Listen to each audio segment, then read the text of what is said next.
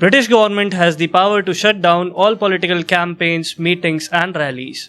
Merely on suspicion, people could be arrested, kept in jail for 2 years without trial or appeal. ना दलील, ना वकील, ना appeal. क्या याद है बोस की खाकी पे लगा वो दाग तुम्हें? क्या याद है भगत सिंह का आजादी का राग तुम्हें? है याद क्या तुमको बिस्मिल नाना और शेखर की कुर्बानी? क्या याद है सन 19 का जलियांवाला बाग तुम्हें?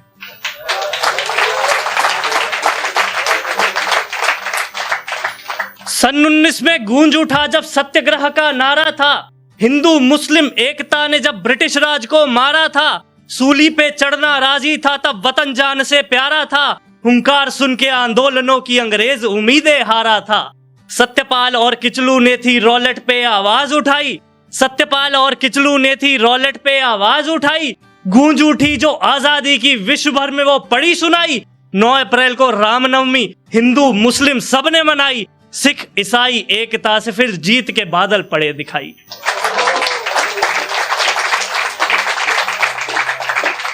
ब्रिटिश राज की कुर्सियों को जब हार का था एहसास हुआ, ब्रिटिश राज की कुर्सियों को जब हार का था एहसास हुआ, सत्यपाल और किचलू को तब था कारावास हुआ।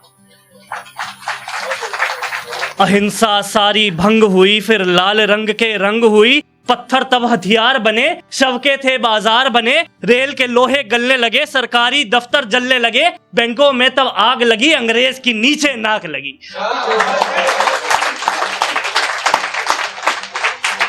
डायर को तब था लाया गया, अमृतसर में बुलाया गया, इंसानियत का तब नाश हुआ, मार्शल लॉ जब पास हुआ।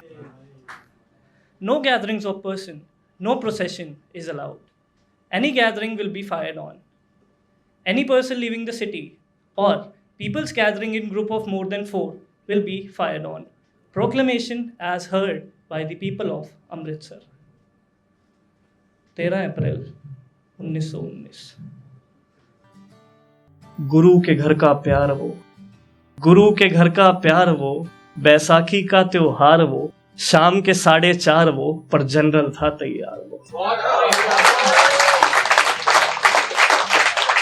हंसराज ने सभा बुलाई जलियांवाले बाग में, 11 मिनट में राख हुआ सब गोलियों की उस आग में। लाल हुआ वो कुआं था, लाल हुई दीवारें थी, बुझ गई थी वो आग जो फैली आजादी के नारे की। क्रांति का शोला भड़क उठा सरदार के दिल में उस दिन था, घायल था सांसें बाकी थी, लहू पे नाम उधम सिंह था।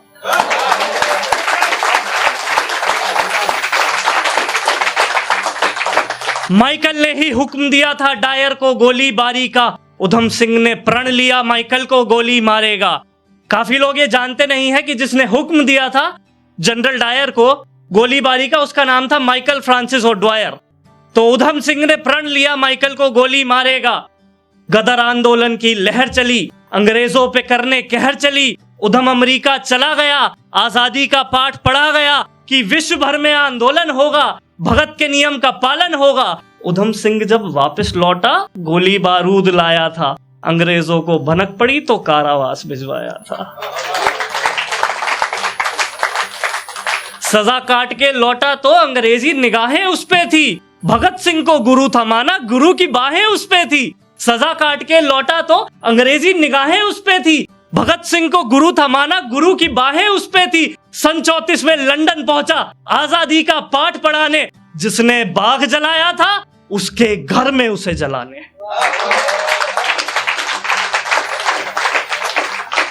फरमान आया फिर दहशत का, कैक्सटन हॉल में बैठक का, माइकल को वहां आना था, लेफ्टिनेंट भी संगलाना था। इंडियन वर्कर एसोसिएशन की एक सभा में बैठे हुए थे उधम सिंह जी, उनके सामने एक पर्चा आया, उस पर लिखा था 13 मार्च 1940 को एक सभा होनी है कैक्सटन हॉल में, वहां पर माइकल फ्रांसिस ओडवायर मौजूद होंगे। तो उन्होंने जो 21 साल जो तब किया था, इंतजार किया था, अब घड़ी आ चुकी थी बदला लेने की। इसी वजह से उन्हें पेशेंट असैसिनेटर भी कहा जाता है। 21 साल बदले की चाह दबाई, किस्मत ने तब थी राह दिखाई, सरदार ने फिर तरकीब लगाई, किताब में थी बंदूक छिपाई। पहुंच गया फिर बैठक में, सीने गोली दागी कायर के, वही प्राण निकल गए माइकल फ्रांसिस ओडवायर के। उधम सिंह की सुनवाई हुई, पर इंसाफ की कब है रिहाई हुई। Under the orders of the court, press would not report on any statement made by the accused. The accused is found guilty as charged. The accused would be hanged till death. 31 जुलाई 1940।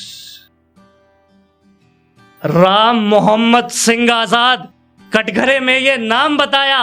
राम मोहम्मद सिंह आजाद, कटघरे में ये नाम बताया।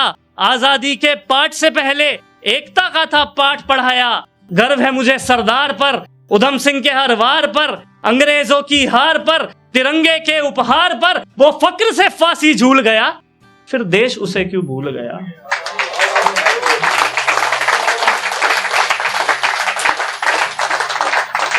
है याद मुझे कि जट अकेला पड़ा था सब पे भारी।